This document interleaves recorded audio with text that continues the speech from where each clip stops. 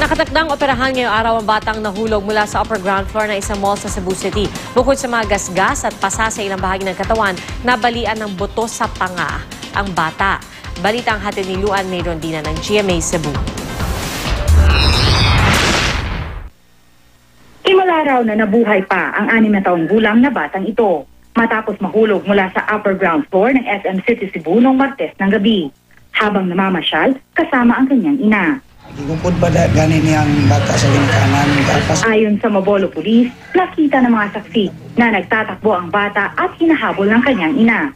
Sa bilis ng pangyayari, napangga ang bata sa glass railing at nakulong sa lower ground floor.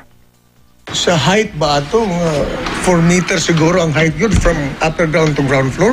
Dito maka-expect mabuhi ang atong bata. O niya gamay ko itong bata. Gamay ka rin yung miracle siya nga wagoy nabali sa iyang tiil, sa iyang kamot or lawas. Nabalian ng buto sa panga ang bata, maliban sa mga gasgas at pasa sa mukha at ibang bahagi ng katawan.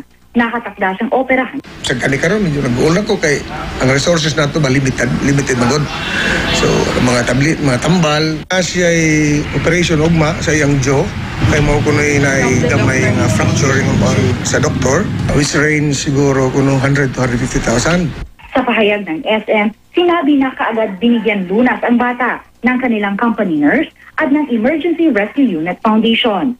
Patuloy raw nilang babantayan ang kondisyon ng bata.